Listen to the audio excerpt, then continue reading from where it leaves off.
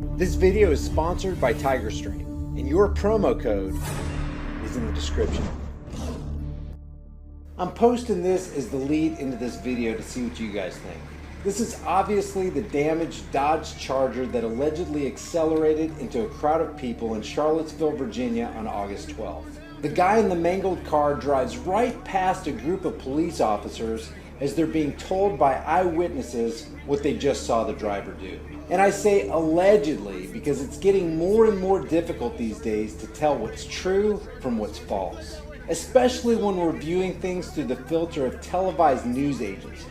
Have they even given us one damn reason to believe anything they throw up on our screens these days? We've seen things CGI'd, we've seen the mainstream media blatantly lie about things they shouldn't be lying about, we've seen biased reporting that favors one political parasite over another, news organizations have been caught staging false protests, reporters make things up on the fly, and on it goes. Now, whether you believe this entire thing was a hoax, a false flag, a Soros-funded event intended to grab non-stop national attention for nefarious purposes, or something else, one thing's for sure. There's some massive fallout taking place because of this event that we need to be paying close attention to. And a follow the money, discover the power transfer should always be our posture. And a little side note about the actual event. When you look past the surface crap the media's feeding us, there are some strange things going on with this hype scenario that provoke some questions these corporate reporters just aren't asking. For example, why does it look like two different Chargers were used in the same attack? One with painted stripes, one without. Why did Brennan Gilmore happen to be in the right place at the right time to film the car on George Soros' birthday no less, as it made its way through a crowd of people, and then give what seems to be a rehearsed, propagandized account of the incident, and very shortly after the incident names the group that actually gets the blame? Today, as you saw these two factions at war with one another. I mean, look, we saw an incident of domestic terrorism. I would not describe it as a war by any means. You had a group of nonviolent, peaceful protesters demonstrating their constitutional right to march against racism, and they were plowed down by a terrorist, from the alt-right or Nazis or whatever you want to call them. That's what I witnessed, and so I don't think there's a war between different sides. Oh, who's Brennan Gilmore? Nobody special or unique. Just a CIA operative under State Department cover who ran special operations to suppress native uprisings in Central Africa. Remember the Coney 2012 hoax? Yeah, well, that's what CIA agent Brennan was involved in. The New York Times had printed his story, included his name, and later removed it. Why? He was also the chief of staff for Tom Perriello, who ran for governor of Virginia. Oh, and Perriello? That guy took $250,000 from Soros for his Virginia primary bid. So what is a CIA operative who helped to overthrow African regimes and is also linked to George Soros' political landscape changing money, who just happens to be in the right place to film a horrifying portion of a social uprising that is later used to serve as a catalyst for putting the kibosh on free speech, have to say, when lamestream media cameras turn their attention toward him? Brennan Gilmore recorded it all on his phone and uploaded it to his Twitter account, and Brennan joins me now. Brennan, pretty horrifying thing to witness, that's for sure. Take us through what you saw. Yes, absolutely terrifying scene. I was filming actually a peaceful, nonviolent march of anti-racist protesters who were coming up a very narrow street. I was in the middle of the street myself filming them and heard from behind me the acceleration of a vehicle, spun around, and saw the vehicle in question barreling down a very narrow street with no traffic on it at a high rate of speed, clearly intent on doing damage and destruction to the crowd, passed over a barrier and went down the street and accelerated hard as it barreled into the crowd, sending bodies flying. Oh, God. Among the things you had publicly said yesterday via Twitter and elsewhere, let there be no confusion, this was deliberate terrorism. You stand by that? Absolutely, and I don't know if the authorities here have used the word terrorism yet. There's a judicial process which will play out, but it was clearly perpetrated by one of these racist Nazis who came to Charlottesville to spread their vile ideology, and he targeted this crowd very clearly. There's no question of anyone who witnessed it that his intent was to cause a mass casualty incident, and it's a domestic terror incident as far as what I witnessed. Sounds like a script to me, guys. Now, there are way more questions about this event, but the last one is this. Why aren't mainstream media outlets telling you who this guy really is, and why aren't they asking these questions? I think we all know the answer.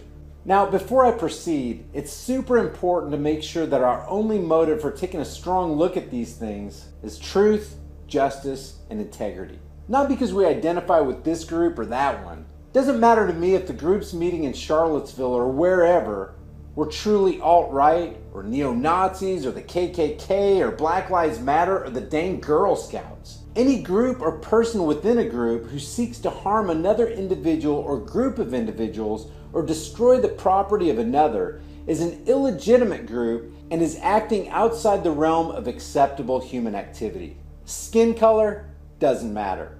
Group affiliation doesn't matter. Flags, they don't matter. Threats of harm matter.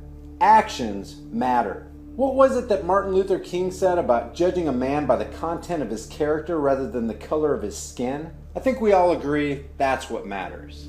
Oh, and there's one other thing that matters.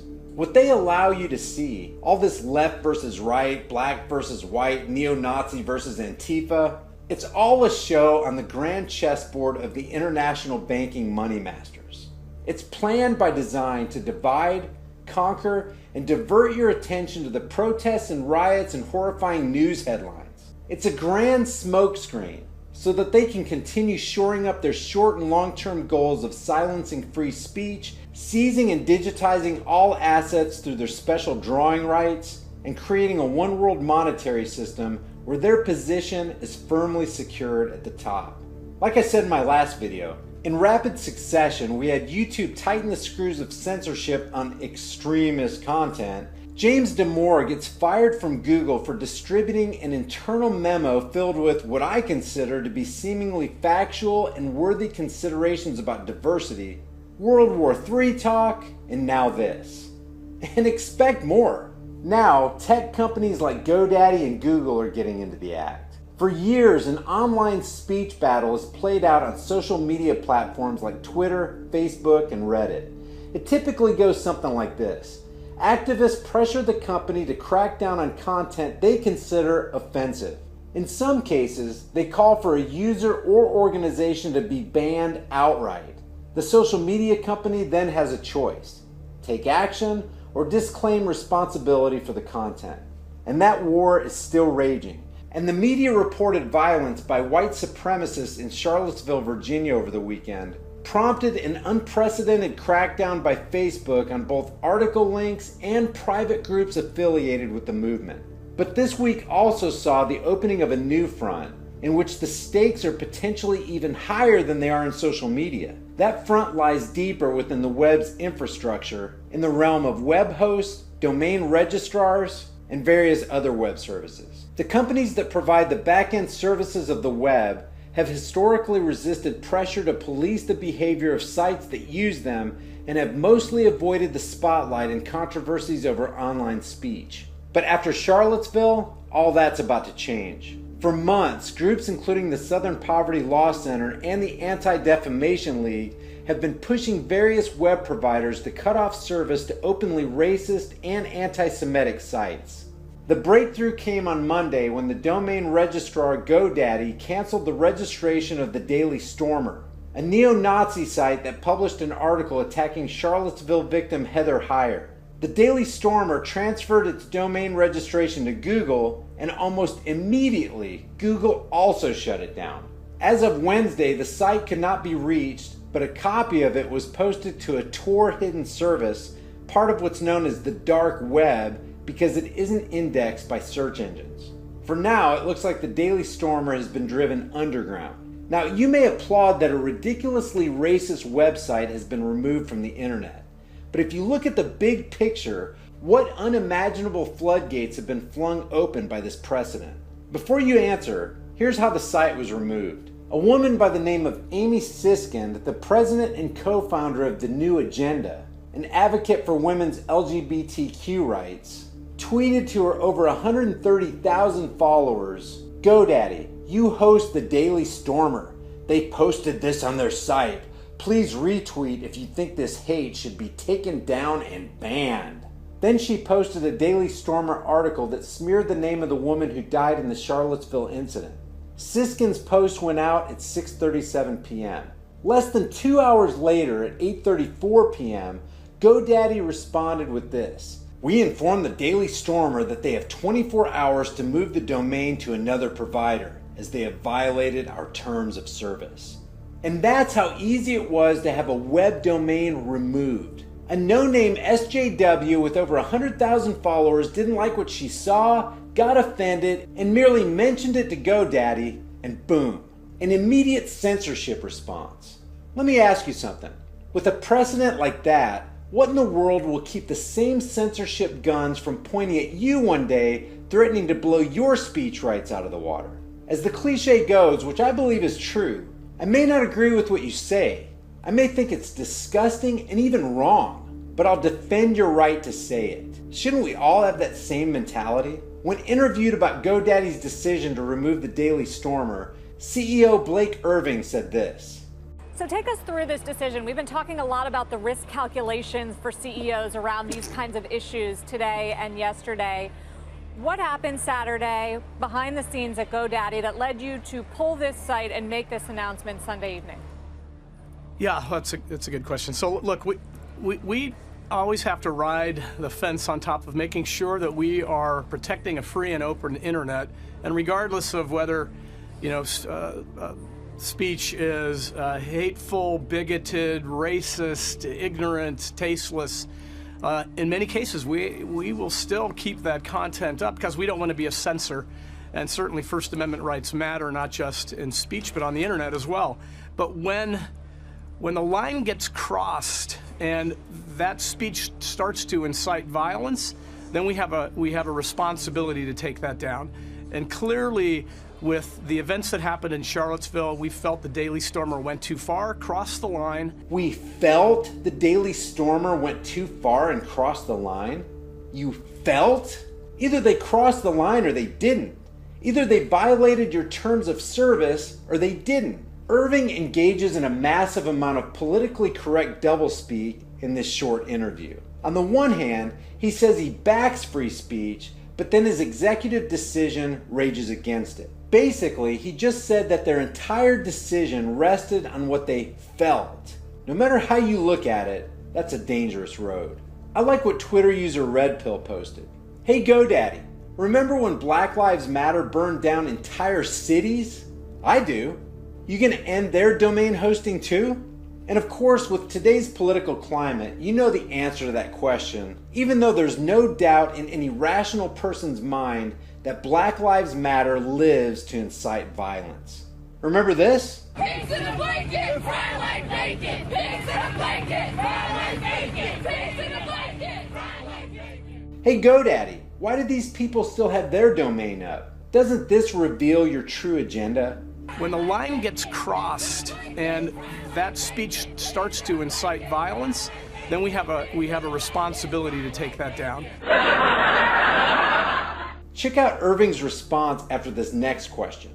I mean, with all due respect, that's when you decided that it could promote violent behavior. Why host a site to begin with that promotes anti-Semitism, neo-Nazism, and white nationalism? Well, I understand that position. Still, First Amendment rights protect people's ability to represent their beliefs. As ignorant and tasteless as those beliefs are, they have the right to do those things. If he stopped right there, he would have been fine. But he kept going with his subjective step over the line mantra. And I think when they step over the line and become, I think targeting individuals with violence, which clearly I think on the heels again of Charlottesville was there, we thought we had a responsibility to do it. And frankly, we had looked at Daily Stormer because folks had reported it to us, and we have a team of people that continue to monitor sites when they're reported to us. And over the last decade, we have had folks that take content reports, review the sites, and decide what we're going to do with them. Now listen to this question. Blake, just to help viewers understand, how big a deal is this? How often do you do something like this, where you actually pull something off? Yeah, Carl, well, pretty often. So there's actually, we have a pretty large team focused on content. And, in this case, we hosted the website. We didn't even host we didn't host the website, we hosted the domain. So the website was actually hosted somewhere else. We hosted the domain, and we thought that, frankly, when you manage the DNS of the domain name space of the address of somebody, you can take them offline. So many cases when we don't host the website and we do host the domain, and we have 71 million domains, 17 million customers, that will take it down. And it's not a super unusual thing for us to respond to a content request and have to do that kind of thing. So GoDaddy, by their own admission, engages in internet censorship of private websites pretty often. That should disturb everybody. So a hate-filled website has been removed from the internet. To those who believe that the Daily Stormer's blatant racism has no place in civil discourse, that might sound like an unambiguous victory. Facebook has long permitted racist organizations to flourish on its private group pages. Twitter has famously struggled to enforce its own policy against hate speech. Google's search engine dutifully links to the Daily Stormer and other hate sites for anyone seeking them, as long as they're on the public web. Yet, in a matter of hours, the entire site disappeared when a pair of prominent domain name registrars refused to serve it. Building on that momentum, activists are now taking the fight to Cloudflare, a web performance and security firm that as of Tuesday was still listed on the Daily Stormer's non-functional website as protecting it from denial of service hacks. But a day later, there were reports that even Cloudflare had backed away. This kind of campaign success comes with some serious risks for those who care about free expression on the web. Cutting off domain hosting is a potent weapon against the purveyors of objectionable content, but it's also a double-edged sword. The question is, are you ready for that second edge to swing your way? Leave your thoughts for the world and the Google Thought Police to see in the comments section below. And thank you to all you Patreon and PayPal supporters who make videos like this happen. Today's shirts for the day are Truth, the new hate speech, Truth is treason in the empire of lies, and McDeath's, eat fast, die young. Your $5 off promo code is in a link in the description for you for every single shirt in the store. Don't forget to leave your thoughts for the world and the Google Thought Police in the comments section below. I'll see you guys in the next video.